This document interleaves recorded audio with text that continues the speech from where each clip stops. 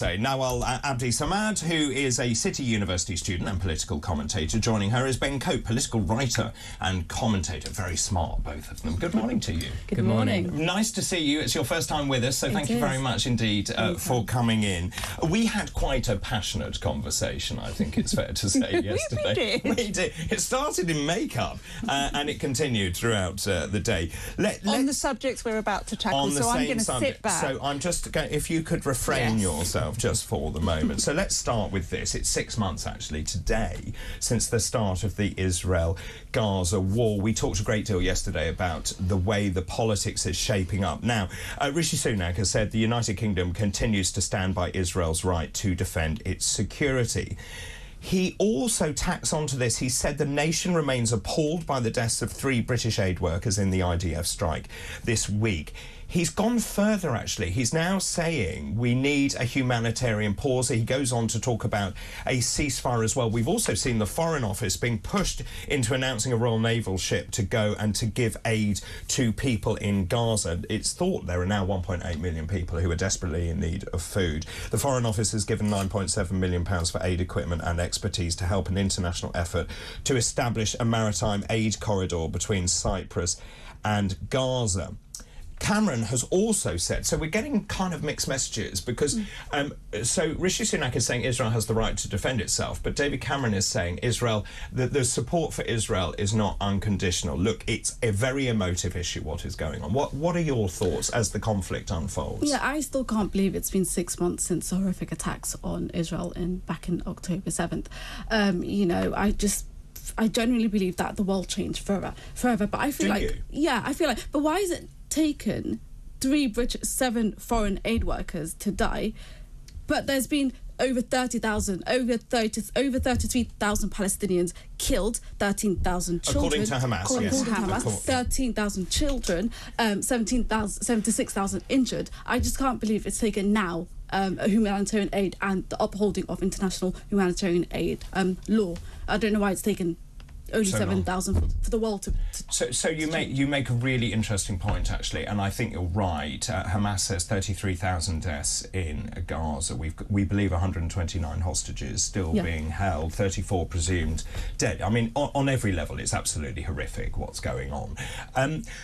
That's a really brilliant point, though. Has it just taken us, the deaths of foreigners, to wake up and actually say, look, we've got to sort this out? There's a meeting happening today, actually, to try and broker a peace deal. Where are you in this conflict? What are your thoughts? So I think sort of me and like a lot of people have been on a bit of a journey since, you know, October the 7th, 6 months ago. We all saw the, you know, absolutely abhorrent acts that happened that day, and I think a lot of people felt that particularly then Israel did have a right to, you know, try and get Hamas out of Gaza. But there does seem to be a sense that over these last 6 months that, well, I think most people would agree that that Israel are probably going too far. Many would say they are committing war crimes. And even though Israel are and continue to be an ally, I think we do have to look at ourselves and think, you know, at what point do we allow an ally to just before I unleash Rayner, because I feel that she might have something different to say on that. I'm just going to add to that, of course, that there are a lot of things that have happened in the past. So the government is believed to have legal advice saying that Israel has broken humanitarian law and hasn't announced it. This is Alicia Kearns, chairman of the Foreign Affairs Select Committee. The ICJ ruling saying Israel must act without delay to allow aid into Gaza, which is now appearing to happen after the United States lent on Israel as well. Is that the feeling amongst people that, and you started this conversation by saying it was horrific what happened and Israel had the right to respond. Yeah. I think that's right. I think people have been on a journey. Just amongst younger people, which I am not one, but amongst younger people, has the mood changed towards Israel? Yeah, I think the mood has changed. I think everyone obviously believes that Israel has the right to defend itself and self-defense. However, self-defense isn't really blowing up hospitals or well, they would say the reason they've done that is because the terrorists have embedded themselves in Al-Shifa hospital, and we've seen 200. Exactly. So they would say that is a military target. Where I think people struggle is when you've got people who are desperate for food, who are in Gaza, 1.8 million we now believe, who are then told to move south, then they're told to move north, and it's a humanitarian crisis. No, 100%. You know, the UN General Secretary said that Gaza is a graveyard for children, so I can only imagine what's going on, you know, in the ground, you know, and I know that there's many children are facing, you know, amputations, you know, of their legs. Their legs are being amputated, their arms are being amputated. So, you know, it's very very outrageous what's happening there, and I think that's what a lot of people can relate to. A lot of people can relate to something has to happen, and that's why I think protests I think that is are right, going on. Doctor. I do, but what I wonder is why we are so critical of this particular war when in Yemen, since 2016, 85,000 children have died in that civil war. There are 17 million people starving in Yemen because aid can't get in. So I just find the hypocrisy of suddenly the world has woken up apparently to Gaza when there are people dying as we speak from the same things, Muslim children, in these, but nobody says a word. Is it the proximity? Because no, Israel's it's because it's Israel. I think it's because UK and the US are both sending millions and millions of billions of pounds worth of weaponry. So it's our taxpayers' money that's killing innocent children and killing people. Do you know where most of our weaponry goes? Do you think it goes to no, but so it's in terms of our arms sales, it's 0.4% of our arms sales. So we are selling arms to Israel, but not much. Yeah, Germany, not much. But certainly America is. Yeah, Germany, Italy, and US are sending so much, which is why we're in disbelief that we're sort of directly. Most of it was into Qatar. Where do we think that goes? But that's a really interesting point, which is the immediacy. So it has brought that back to people in this country. And René's point is also valid, which is that it is double standards in that you've got people dying in other countries, but suddenly we're all focused on Israel and Gaza. Is it because it's reported far more, which it is actually in this country? What is it? Or is it the deaths of British nationals? I think the reporting sort of issue is definitely important. I think the main point is because Israel is an ally. So we are seen to back up that state. We are backing up Saudi Arabia that is killing people in Yemen. But they're not an ally. We're sending them more arms than we are to Israel. I just want to stay away from Yemen because it starts to get very complicated indeed. Carry on. So I think that sort of close partnership that we have and continue to have with Israel is why that this is so sort of difficult for the United Kingdom, because we feel like we've got this friend in a region where we don't have that many friends, and that friend is starting to behave poorly. Nor does Israel have many friends in that region. I think I'm shocked, and it's quite striking now that there's a sudden shift from both the media and government to say now is enough. Why is it now enough? Why was it not the thousands of people that died? It's a brilliant point. It is a brilliant point. Also, that brings me nicely onto this. Israel's military says it's recovered the body of a man taken hostage and held in Gaza. This is Elad Katzir. He was taken from a kibbutz during the attacks. His body is now being brought back to Israel. He was 47 years old. He was abducted with his mother, Hannah. She was then released. What then transpires is his sister, Karmit Palti Katzir, actually has gone further and blamed Israeli authorities for her brother's death, saying that actually Israel should have compromised. They should have got those 129 remaining hostages released. We're seeing that. We're also seeing tens of thousands of Israelis rallying in Tel Aviv, demanding the hostages are released. So more and more of these going on. We're not there, but do you get a sense that actually rather this is now becoming Netanyahu's personal problem, and that support for Netanyahu himself is falling away? Yeah, 100%. I think he is too. I think obviously he's the Prime Minister, so it's all fundamentally lies on him. But not just him. The war cabinet is not just him. It's not just him. I think if we're going to topple him, or if everyone's angry at him, it shouldn't just be directed at him, because it's not just him that did it. It's also the There is a question here from one of our viewers for you guys, which I'm just going to hand over to you. I'm not going to answer it. It just says, can the panel please confirm how they propose Israel defends itself if there's a ceasefire today? Because Hamas are not going to stop. So I think that the West should continue to back them, but should be putting pressure to Israel. That I think it is an unrealistic expectation that Israel individually sort of gets rid of Hamas in Gaza. I think that it should be kind of an international coalition because, clearly, Netanyahu and many Israelis do have an understandable sort of personal vendetta against Hamas. And I don't think it's a viable solution for sort of that group to be in charge of trying to get them out. So one of the things that we had a slight disagreement about, let's just say, put it mildly, was that many people have said that Israel has the right to continue until Hamas is completely removed from Gaza. Now, the problem with that is I don't think they'll ever do that. I don't think it's actually possible to do that. And, of course, what we're seeing, CIA Director Bill Burns and the Qatari Prime Minister Mohammed bin Abdul Rahman Al Thani will join negotiators from Egypt, Israel and Hamas. Now, how can you trust Hamas when they are complicit in that terrible attack? And I think this goes back to the point about Israel. Israel is kind of stuck in a very difficult position here where they are trying to essentially defend their own territory, but at the same time now we're negotiating with terrorists. Well, I didn't think certainly in the United Kingdom, we don't have a policy. We have a policy of saying we don't negotiate with terrorists. Yeah, I honestly can't wait to see how that unfolds because none of us can predict or take the word of Hamas. But so how do Israel defend themselves? Because they are... I think by stopping the bombing, by immediate ceasefire. But then what happens when Hamas attack again, which they've said they will repeatedly? But how far will Israel go? Will they kill... I think it's the ethnic cleansing that's happening, the killing of all the Palestinians. What do Israel do when Hamas come across the border again? I think stop the defence for now and stop it. So is just going on to that, is the answer a two-state solution, which Hamas doesn't want and Israel doesn't want, actually? But is that the answer? Is it actually... is it an intractable problem because actually it was the way that Israel was brought about? Is it the building in the West Bank, for example? Are we able to solve this?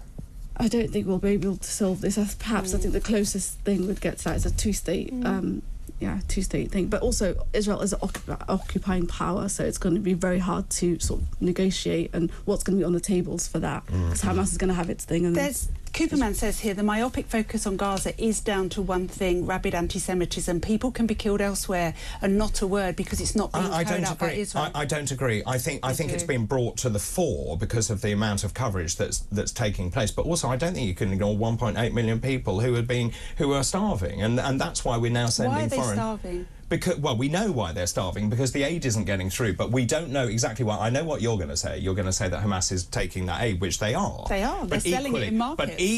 But equally, Doctor, it was not until the United States put pressure on Netanyahu that he opened more border crossings. But there was aid getting through. Some aid, not enough. Some aid. 200 lorries a day. Not enough. No. Not enough. 200 lorries a day. And also, why is aid opening up now? I thought it was closed. Why is Israel confirmed that it was sending aid now, but now it's opening aid, so it doesn't make sense. I just want to move on to one other thing, just very quickly, because it's a really important point. This is in the Telegraph this morning. Only 1 in 4 British Muslims believe that Hamas committed murder and rape in Israel on October the 7th. 46% of British Muslims said they sympathise with Hamas, according to a poll commissioned by the Henry Jackson Society. Just over half of British Muslims want to make it illegal to show a picture of the Prophet Muhammad, which is a slight attack. But what I find interesting is that younger, well-educated Muslims were the most likely to think Hamas did not commit the atrocities. I'm shocked. Are you? I am shocked. I wasn't shocked. I am shocked by the belief, but I wasn't actually shocked by the poll. I was shocked by the poll because we're young, educated. We saw it. There's no denying the videos that circulated on October 7th. You can see the kidnapping. You can see. You can't see the rape, but I'm not going to deny rape. If someone said they were raped, then you know, they've been raped. But I'm very shocked. I thought young, educated people to see for themselves that can't. That's so interesting. There's no denying that actually. Happening? Yes, what is happening? Because I do get the sense that there is a subsection of Muslims, British Muslims, who do not believe it. I'm shocked. I don't know. I think they perhaps need to be educated, but then they are educated. So is it But is it because they're being taught in mosques, for example? Yeah. Is it because you're being given a certain narrative? No, I don't think so. I don't think that we're being pushed anything in mosques. I think mosques are just holy places where we pray. But I digress. I think we're going back to the topic. I think the reason why, I think perhaps they're seeing videos on Twitter or on social media of dead children, dead babies, dead mothers, and they're trying to put that. They're trying to sympathise with Hamas. Maybe. without the true facts. Without the true facts, they're trying to see that and then trying to have a blame. So it's a visceral reaction. I think it's a visceral. That's really interesting. Yeah. Fayaz Mughal, and she founded the interfaith group Tell Mama Faith Matters Muslims Against Anti-Semitism. He said the findings, also agreed with you, said the findings are actually shocking, but also not shocking. It's a problem because we're all British. Yep, it certainly is. I think it does reveal a sort of an extent of sort of anti-Western ideology in some senses, where it's seen as, you know, Israel being an ally, that we are supporting them, and I think you can see it both in what's happening in Gaza and also in support for sort of Yemeni Houthis. I think that was it is all really concerning. I don't think we're going to solve it this morning.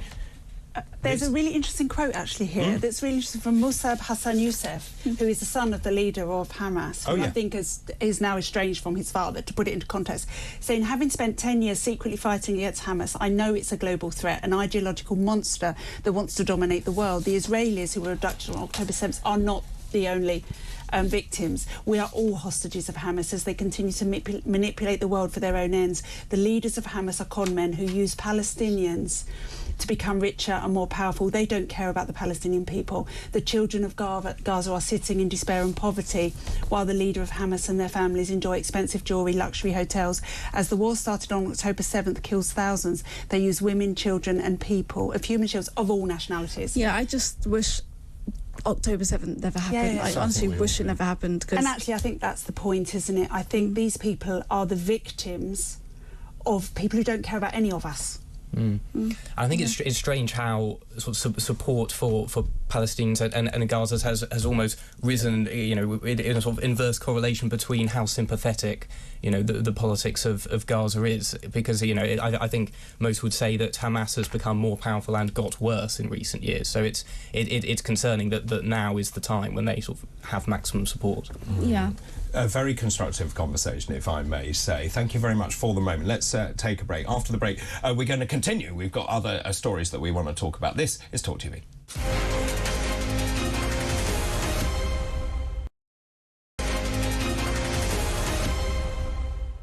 To Weekend Breakfast, a very constructive conversation, I thought, before the break. We're in the middle of our Future Politics panel. Joining us this morning, Nawal Abdi Samad and also Ben Cope. Let's move on and talk about this front page on the Sunday Telegraph. Start reading, indeed. The UK failing to prepare for war, says ex-ministers. This is James Heapy, the former Armed Forces Minister. He says only officials from the Ministry of Defence actually bothered to take part in an exercise to find out how the country would be governed from the UK's wartime bunker. His comments were backed by Ben Wallace, the former Defence Secretary, who said there were too many people in government relying and hoping the current instability would go away. This comes on the back of Grant Shapps saying we're in a pre-war period. Now, in the Cold War, Britain had a set of national plans, the Government War Book, detailing how the country would transition from peace to war. And he says that, quite frankly, we have not prepared for this in the slightest, and we need to. When you read this article, what were your initial thoughts? I was, in some senses, almost frustrated by because I think this is... We've seen so many stories like this of, for whatever reason, whether it's the army's too small defence budgets being cut. Yep. In some senses, we're not ready for, you know, a defensive war, and you know, I'm not sure any of these conversations are actually particularly, where we were saying constructive. I don't think they are particularly constructive, because there's so much that you simply can't say about war readiness to the general public that I don't see how useful it is in kind of elements of them being leaked to the press. And the second point isn't it to focus minds in government? Well, perhaps, but you know, the stuff is in the press to generate pressure from the public and, you know, interested parties, but those parties don't.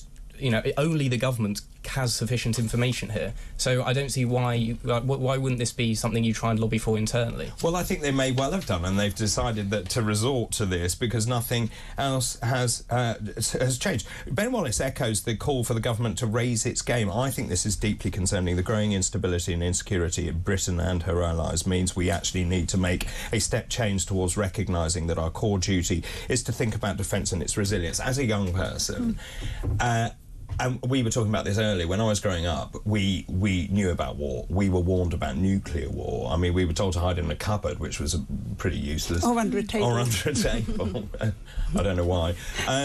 How worried are you as a young person that actually war is much closer? I think very worried. I mean, we're already fighting the war on disinformation. We've got TikTok, everyone's relying on, which is obviously Chinese run. So, yeah, I think we're all sort of very worried, but we don't know what to do. And I feel like the UK can't even fix potholes. So I think we've got bigger things to... So that's really interesting. You feel really impotent in the whole of this. What does that make? So what do you do about that? What does anyone do? Or do we carry on and just ignore it and hope it goes away? No, we don't ignore it. I think we just sort of put pressure on the government to actually do something, or, you know, sign petitions. I think everyone's doing petitions nowadays to put that in the agenda for government. Do you think that we just know so much more because of 24-hour social media? Newspapers change their headlines 15 times a day, whereas it was once you'd pick up your newspaper, that would be it. Do you think that actually exaggerates these threats, or do you think they're real? In this instance, I don't think social media really has a role here, because so much of this is secret and private. We don't have the sort of the drip feed scandals like we do in most other sort of policy areas. That, you know, we just occasionally have a sort of a leak from, you know, whether or some statement from an army official or whoever saying sort of, we're not ready.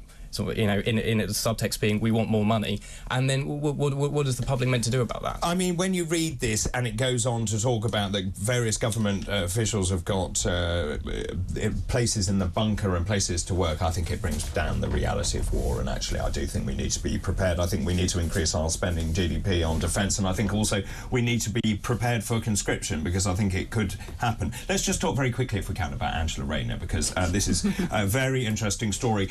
I've talked about it incessantly this morning about the fact she had a primary residence which was in Vicarage Road. She said she lived there. She was married and her children and husband were in another house not very far away. She made £48,500 profit. She bought under Margaret Thatcher's Right to Buy scheme, which she herself said she would get rid of. And we think she also benefited from claiming a single person's allowance in terms of council tax.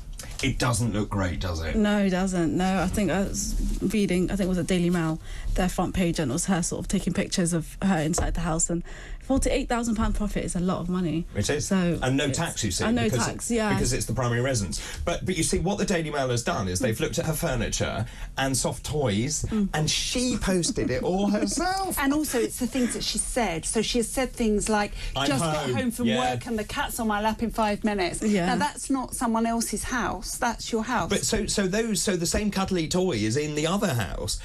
So do you think, actually, that she can survive this? I think she's a hypocrite. I think people see her as sort of hypocrite, because what you said about Thatcher, you know, she wanted to quit, and then now she's doing the exact same things that she would have. I think a lot of people, it'll be in their minds for a long time, especially. I think I take the other view here in that I think it's really interesting how this just hasn't landed, I think, with the general public, because I think it is pretty clear. It's come back.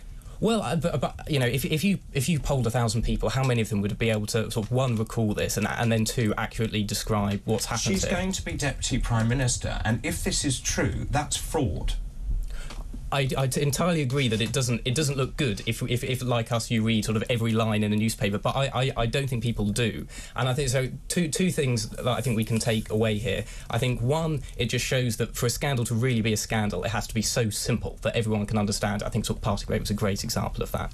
And then I think the second thing is that if I think sort of people essentially just sort of don't want to hear it from the Conservatives right now. They've almost sort of wasted this sort of real bombshell thing that they might have actually been better to wait until government. I don't think it was the Conservatives. It was the Mail on Sunday, actually, that did this, and then they trawled her own social media. Do you think she can survive it? Is her position tenable?